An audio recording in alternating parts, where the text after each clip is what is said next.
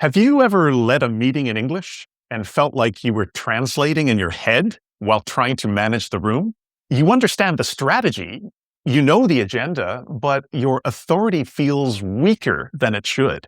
So you hesitate to interrupt where an interruption would be helpful. You soften your tone where boldness and clarity might be more useful. And the meeting closes without clear decisions or next steps. And that doesn't reflect your true competence. Today, we're fixing that. Welcome to the Fluent Edge, the podcast for busy professionals who want to level up their English communication. I'm Dr. Howie Jacobson, executive coach, author, and mindset strategist. And I'm Sean Watson, your English communication coach and accent clarity specialist. Together, we connect language and leadership so you can speak better, lead smarter, and thrive globally. So Howie, let's start here. What should someone keep in mind when calling a meeting in the first place? So the first thing I think to keep in mind is what's the purpose of the meeting and should it be a meeting? So in international business, meetings take up so much of our time. Everyone I know complains that they're in so many meetings, they're not actually getting work done. So I want us to think about what's the purpose of the process that might be a meeting, right? People have heard the expression, it could have been an email. Right? Have you heard that, Sean? Yes, I have. I love that. So the idea is we all got together and the financial people pull their hair out over the amount of money spent on meetings. If you take everyone's salary and bonuses and health insurance and everything you're spending, and you get 17 people in the room for an hour and a half and nothing happens. So let's think about the purpose of the meeting. It's usually not a good idea to have a meeting to just tell people something, right? That's what could have been an email. So we want a meeting to hear people's perspectives, to bring people closer together so they can work together, to make a decision. And so one of the things we want to take into account is who should be in the room for the meeting. And generally, it's fewer people than we think. So that instead of inviting 25 people, can 5 show up who represent the other 20 and really get things done. So I want everyone to think about, if you're going to call a meeting, make it strategic and make the strategy match what you're really trying to accomplish. If you're seeing an organization where people are being CC'd or BCC'd or invited to meetings that they don't want to attend, that's a symptom of a deep lack of clarity and structure. So there's an expression, CYA, which we will translate as cover your butt. If the organization is focused on moving things forward, as opposed to everyone engaging in risk management for their own career, you can avoid a lot of these issues of wasted time, of unclear chains of decision-making, of people who are wasting a lot of their time. Excellent. So we're changing things up a little bit today, and we're going to be presenting a slide deck. I've put together a 5-step leadership framework for people who are non-native English speakers. And you may have already given a lot of presentations in English, but sometimes to go back to a template that can help you navigate through what can be a very nerve-wracking experience. So we put this into 5 steps, starting with to open with clarity. We often have the person who is unclear where the meeting is going, and they say something like, okay, thanks everyone for joining. I guess we should probably get started. Does anyone have anything they want to talk about first, or no? Okay. This kind of thing. You need to really establish your clarity and then set expectations early. Let people know what's coming up. What can they expect? And guide the discussion. This doesn't mean that you have to dominate it, but you have to make sure that it's staying within the scope of the discussion. In addition to being strategic before the meeting starts, is also to co-create the agenda with the people who are going to be in the meeting, or at least establish consent so people know why they're there, they're prepared, and ideally, they have contributed as well. So all that clarity doesn't have to all come from you. In fact, it can be more powerful if it comes from others. Great. And then for number 4, to redirect with diplomacy. So what does that mean? It means that if somebody brings up a topic or they take the discussion into a direction that isn't necessarily helpful or relevant, you have to be able, as the leader of the meeting, to steer it back into the direction that you want to go, but in a calm way that isn't bossy or domineering. And then finally, you have to close decisively. And we'll go through all of these points in more detail. So leadership communication needs to be structured and not improvised, especially if English isn't your first language. And that's why following these 5 steps could really benefit people, because when you use structure, your authority becomes more visible. It becomes more apparent. Yeah, structure is what we need until we are fluent enough to improvise. Even when we're improvising, it's useful to improvise off of the structure. And when we're going to talk about things like redirect with diplomacy, I would want to have a phrase that I've practiced. If someone brings up something that I think is irrelevant, it might be something like, I'm so glad you're thinking about that. Let's put a pin in it, or let's put it in the parking lot and come back to it later. Is that okay? So to have actual words rather than just, oh dear, what do I do now? They're taking my meeting in the wrong direction. Excellent. So let's look at the first step here about opening with strategic clarity. And I mentioned what I like to call the vague meanderer. Meander is to wander aimlessly. It also happens to be a river in Turkey, which I just recently discovered. I did not know that. I'm going to look that up. I couldn't find any linguistic connection with other English words. I want to match you with the word vague before meander. Vague is also a word that means to wander, right? A vagrant or vagaries, vagabond. In fact, in Spanish, vago is like a slacker. And the vagus nerve is the nerve that wanders throughout the whole body. Very cool. So I mentioned earlier the vague meanderer. So that's when somebody just has no idea where they're going with the meeting. Or the other way of starting it in a weak way is the so-called late start apologist. Somebody who says, sorry, we're starting 10 minutes late. I know everyone's busy. We're just waiting for a few more people. There's John. Okay, should we wait for Sarah too? You know, this kind of thing where it's just very haphazard.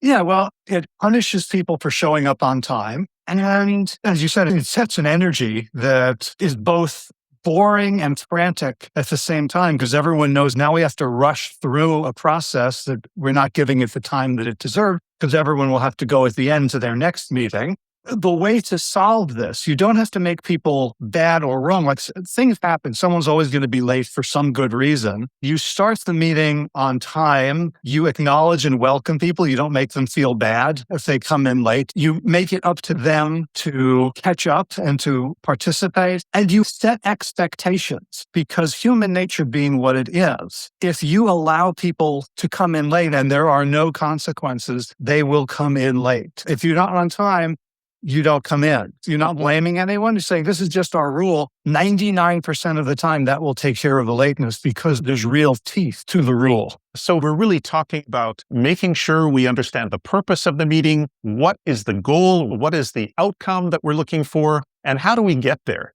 What is the process? So here's an example that you could use. The purpose of today's meeting is to finalize our Q4 strategy. So there you've stated what the purpose is, and then you're talking about the outcome. By the end of this session, we will have aligned on budget allocation. And there's a nice little grammatical move there with we will have aligned. So this is future perfect, right? Future perfect. We will have aligned. And we often use this when we're thinking about a future date or future time when something will have been finished or accomplished. And it's one of the least used English tenses out of the 12 that we use, but I really encourage people to learn it because it really helps to talk about a specific deadline or time in the future when something will have been accomplished. So here we will have aligned on budget allocation, and then we talk a little bit about the process. So I'll begin with a brief overview followed by discussion. So here you've got your purpose, your outcome, and your process. So Howie, in your opinion, what actually creates executive presence in a meeting beyond just vocabulary? One of the things that creates executive presence is soft power, which is to say you don't need to be in charge of every step of it. If you're calling the meeting and you're the leader, your words carry a lot of weight. So if the goal is getting the group thinking better, you may want to purposefully step back, not give your opinion, have someone else do the overview and speak last so that other people aren't immediately defaulting to what they think is the right answer. And when we're talking about having a discussion, there are many ways to structure a discussion that can get people thinking creatively. So rather than saying, okay, everyone, let's go around the room and say what you think, You could tell everyone, write for 1 minute, write a sentence, write 3 bullet points, write what you're thinking. And that way people will start to have ideas that are more divergent because they haven't all been influenced by the same thing. So one way to have executive presence is to have gimmicks, to have exercises, to have ways of structuring human interaction that get you closer to your goal. I like that. And I just add to that too, from my perspective as an English communication coach, there's a tendency, especially in North America, to use upspeak or upward inflection, just like I just did, to use upspeak. And then I went to the store and then I met my friend. Yeah, it's a question, right? Upspeak can signify a question. Did you want to go to the movies? But if it comes at the end of a statement, it signifies that you're not sure, that you're full of doubt, that you're not grounded. We want to tell people to watch out for that. And as well, to notice if it's a linguistic tick you've picked up that doesn't have a meaning to it, or whether it is a kind of deferring to someone else's authority in a way that might be undermining your own. So I would work both angles. Great. One other thing I'd also add to this is to moderate your pace. And I think we've talked about this in previous episodes. But when I'm working with people, as soon as they start to be really conscious of pacing themselves and taking breaks and leaning in to certain words like adjectives or key nouns, then there's more intention behind it and it doesn't feel like they're racing through everything. So let's move on to the next slide. And this is about establishing expectations. So I've just included a few common sentences that you can use. For example, let's keep comments focused and concise. So here you're not being bossy, you're just setting the ground rules. And I've been in some board meetings where people throw up their hands constantly. So if we say something like, we'll address detailed questions at the end, then that leaves a little bit of room for yes and no questions, for example. What do you think of that, Howie? It depends on the function of the meeting. If the goal of the meeting is to come to a decision quickly and the information should already be out there, we don't want people asking detailed questions about the report you sent last week that they haven't read. If the meeting is, let's start to create our Q4 strategy, then it might be perfectly acceptable to have detailed questions, to have counterfactuals back and forth, to have well-run conflict. So I would say, again, always go back to what's the purpose here, and do the activities of the meeting match that purpose? Good. And another phrase you can use is, let's remain aligned with today's objective. So you're just encouraging this kind of collective decision to stay on track with today's objective. So you can be firm about it without being bossy with this type of phrase. And then the last one, we'll park that for a separate discussion. We'll move that into a future meeting. The parking lot is a metaphor that you hear a lot. I also talk about putting a pin in it, as if you're taking a piece of paper and sticking it to a wall with a pin. It's there. You're not focused on it right now, but it's in your field of vision, so you won't forget it. So from a mindset perspective, what is the biggest mistake that you see non-native English-speaking professionals make when they chair meetings? They treat it like a performance that they need to survive instead of a conversation that they're there to facilitate. I see a tendency to over-prepare scripts. I see a tendency to apologize for their English. And I also see some cases where people stay silent when they don't catch something instead of asking for clarification. And there are many other things as well that you could include in that. But I think generally it's about treating it like a big performance instead of a conversation. I'm a little bit curious from your perspective about mistakes people might make coming from different cultures. Are there different meeting cultures in different parts of the world with different rules about who gets to speak, how often, what the purpose of the meeting is, how you behave? Do you eat and drink? Do you check your phone? Do you have side conversations? Good question. Generally, when it comes to hierarchy, there are certain ways that you have to address people in meetings in Germany, for example, or in Japan, where you have to use people's full names or full titles. And also for questions in some cultures, even at the end, might be discouraged. Let's move on to the next step, guiding the dialogue. And I've just included a few typical phrases that you can use to keep things going. So the first one could be something like, let's move to the next agenda item. Let's just keep it going. And this might sound very logical, But again, sometimes people feel that they're being too bossy, or because English isn't their first language, they don't want to come across as too domineering. And then if somebody does bring up a point in a meeting, for Maria, for example, you could say, well, building on Maria's point, I would like to add the following. So that's another way to guide the dialogue along if you are encouraging people to speak during the meeting. And of course, you've always got a few people in the room who don't like to speak. And I know this is a tricky one because you could say something like, I'd like to hear from someone who hasn't spoken yet. But as you probably have seen, Howie, over the years, that doesn't necessarily mean that person is going to put their hand up. So what do?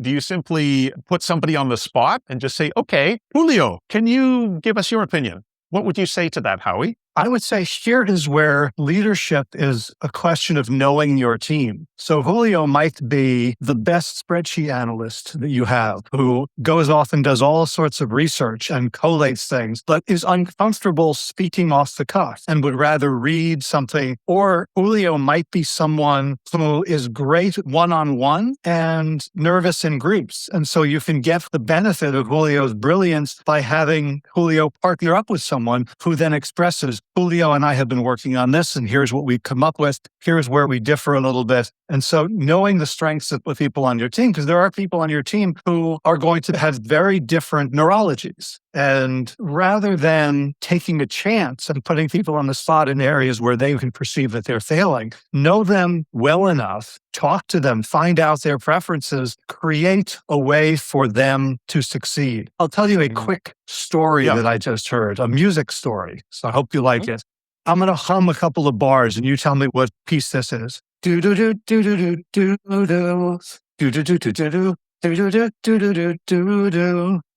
Charlie Brown Christmas. Yep.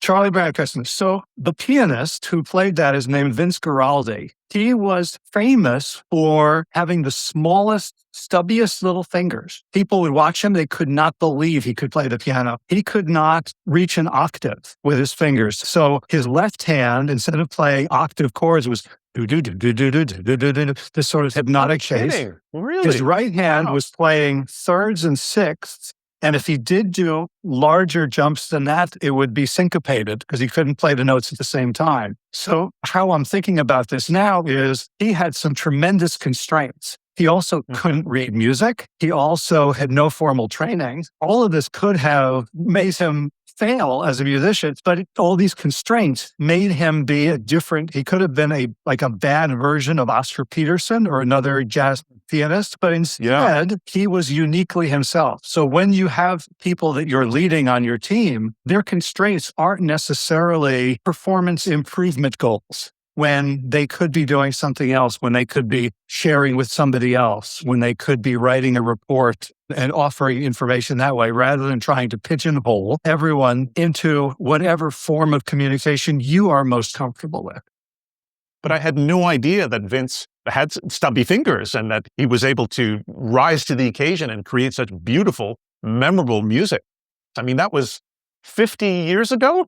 Yeah, it was in the mid-60s. And when you hear the kids singing in the choir in the background, I said to my wife, do you realize that they're all in their 70s and 80s now? Which is really mind-blowing when you think about it. I just read today that Harold from Harold and Maude died. Bud Cort, who in my mind is always 20 years old. Yeah, for me too. Incredible. That's a classic film of the 60s, right? Was it the 60s or early 70s? And it was around 1970, so either 69 or 71, something.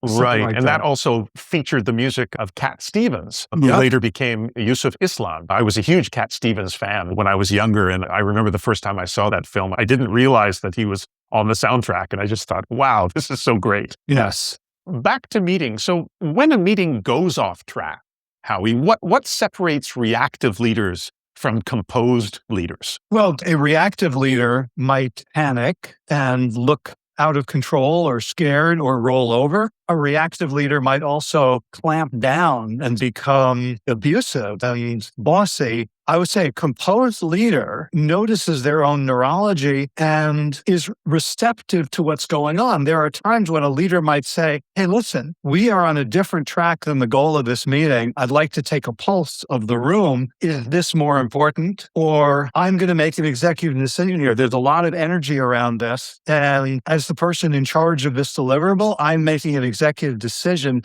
that we are going to put a pin in this discussion and move back so that you're honoring the moment, because you may have, a goal for a meeting, but a good meeting is what we call emergent. It's not like watching a TV show that was filmed and is going to play out the same. A good meeting is a little bit unpredictable, because if you knew going in what was going to happen, you wouldn't need to have the meeting.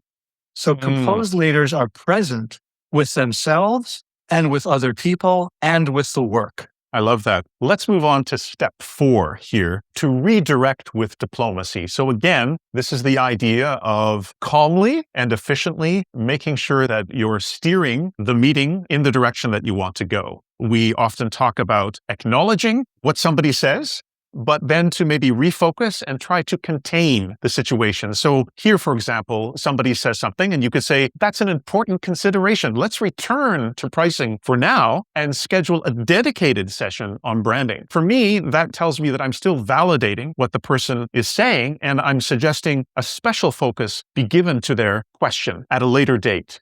People appreciate when someone else can hold focus, because it's very hard for us to hold focus in anything these days. There's so many competing interests for our attention. So someone who can say, this is what we're here to accomplish, you can feel like you're safe, you can relax, you don't have to hold the focus because someone else is doing it. The only 2 things I would say is the leader must do it without shaming someone else, making them feel like they're either sabotaging or they're intellectually lazy or silly. If you notice there's enough energy in the room to move to a different place, to be flexible enough to consider that. I like what you said. It's an important consideration. I really hear that there's a lot of energy around this other topic. I might be wrong, but I'm making the decision that we are sticking to this topic. So people can feel good. Everyone doesn't have to agree with the leader, but you have to respect that the leader is doing it from a place of consideration and authority. So how to interrupt professionally or politely? And there are tons of ways to do this. I've just created a few of them for you here. These are often called strategic softeners. They're just gentler, more diplomatic ways to say things that don't easily offend people or make people feel like my opinion doesn't count. You're not invalidating people. So this one is a very common one in North American meetings. So may I jump in for a moment? Here you're using the very polite modal verb may instead of saying can. Can implies ability. Can I? Yes, of course I can. But may is asking the permission of somebody. Is that a phrase that you would go up at the end of? Yeah. May I jump in for a moment? All languages have their own musicality. And I'm working with people, especially from Slavic or Asian cultures. It's very hard for them to figure out what is the important word to stress in a sentence or what is the correct inflection. So this is something that can only be learned over time, and there's no one size fits all or one rule to rule them all. It's really based on the context, because here I could also say, may I jump in for a moment? I know this other guy has been jumping in like crazy, but may I? So you can also play around with word stress as well. Okay, moving along. Let me pause you there. Now, some people may think that sounds a bit bossy. I think, again, it's the intention behind your words and how you say it. So if you were to say, let me pause you there. So what I'm thinking here is various interruptions require different strategies for why you are interrupting. If someone's saying something really important, so this happens a lot, where someone's smart, and they have 5 things that they want to say. I've had another podcast for 11 years now, and very often my guests want to go on. And I said, let me pause you there and let's unpack what you just said. So that's actually flattering. Like, I'm eager to hear more about that. Whoa, that is important. Versus someone's just rambling and they're telling stories. And like, I would have a different way of doing it based on the reason for the interruption. If the interruption is like, hey, look, we don't have enough time, that's really important stuff. And I want to make sure we hear from everyone. Let me stop you there. I love what you're saying. Let's talk about it later. I want to make sure we're fair to everyone here. Yeah, that's lovely. And it brings further validation. It also shows respect. And it also shows your curiosity and appreciation for what the other person has just said, that you want to delve deeper into that before going on. That's a really wonderful strategy. Another one is, if I may, let's focus on, so there you can take a bit of a break and you can observe the comma. If I may, let's refocus, take a pause, allow that to sink in, and then suggest where you want to go with it. And then another one here is, before we go further, right? Before we carry on or before we go to the next point, this is another way to keep a combination of calm authority and clear direction. I know we're going a bit over time, but what mindset shift helps someone move from, I don't want to be rude, to I'm responsible for the room? That means this isn't a show about me. As you said earlier, this isn't a performance. My job is to create a safe space for the things to get done that we need to get done. Everyone will be happier if I create the playground in which we can play effectively and are going to want to come back to. Great. So let's move ahead here. To close with authority, you want to be able to summarize. You want to make sure that the decisions made are clear, the actions to take. So there's nothing worse than a weak ending to a meeting, because it can often destroy an otherwise good meeting or strong meeting. Absolutely. The end of the meeting is the most important part of the meeting. And because there are things that have to happen to end a meeting, it often means sacrificing some of the agenda to make sure you get there and you're not sort of rushing or hastily doing things or putting things off until the meeting has ended and there's no more energy around it. So a weak ending can not only destroy a strong meeting, but a weak ending can affect every future meeting, because people are going to think, what's the point? It's like going to watch a thriller movie and walking out 5 minutes before you discover who the villain was or what happens. Good analogy. We have to look at the summarizing of the meeting, the decisions made, the actions to be taken, and the next steps, right? So you could say something like, to summarize where we are, we've agreed to launch in May, increase digital allocation by 20%, and reconvene next Friday. So that's kind of everything in a nutshell with those 4 steps of summary, decisions, actions, and next steps. And what would you say happens psychologically, Howie, when a leader fails to summarize decisions? Then nobody knows who's doing what, and typically things don't get done, or 2 people try to do the same thing and step on each other's toes, another nice expression. And it feels like there's no point to these meetings. That's when people check out and when they come in doing other work under the table because they know this is a charade rather than a crucial business process. A quick look at vocabulary. Sometimes using the word chair as a verb is a little problematic for people because they're so used to seeing it as a noun, or table, to table this discussion. It doesn't work in every language. English has a lot of furniture verbs. We've got a lot of furniture in the room. Yeah, so I like the way you couched that. And circle back, we've seen, I think, a couple of times before, but it's just to remind people. And then the word scope. So if something is beyond the scope of this meeting, or maybe people are engaging in scope creep, they're slowly moving away from where they need to be. And then action items, wrap up, stay on track. And what we're going to do is I'm going to provide this presentation for people in the description so they can download it and have this as something handy. So in your next meeting, you can try to open with a more structured frame based on what we've been talking about today. You can redirect once with composure. Some people think that if you redirect too often in a meeting, that it does come across as being bossy. And then also close with a concise summary. So structure signals leadership. So if you could give one mindset principle to someone who's leading in their second language, which is English, what would that be? I would say that clarity is better than perfection. Clarity beats perfection every time. It's important to do your best, but don't obsess with being absolutely perfect. It's much more important that your ideas are getting across. So if you're trying to sound like a perfect native English speaker, this will cause you to hesitate. It'll cause you to second guess yourself. And you could even lose your presence in the room and people will stop paying attention to you. This is kind of going back to something we said earlier about don't treat this like a performance, treat it like a conversation. So again, Clarity is better than perfection. Clarity beats perfection. Love it. So please subscribe to and share the Fluent Edge podcast with friends or colleagues who are working on their English or leadership communication. And if you're looking for support beyond the podcast, we've each opened up spots for one-on-one coaching. Howie helps professionals stay focused under pressure, lead high-stakes conversations, and develop the calm authority you need when you're chairing important meetings. And if you're focused on leading meetings with clarity, sounding confident when you redirect discussion, or closing conversations with genuine authority, book a free discovery call with Sean to explore how the two of you can sharpen your structure, delivery, and executive presence in English. And remember, when a meeting starts drifting off topic, that's not a disaster. It's an opportunity to step in, reset the direction, and demonstrate your leadership.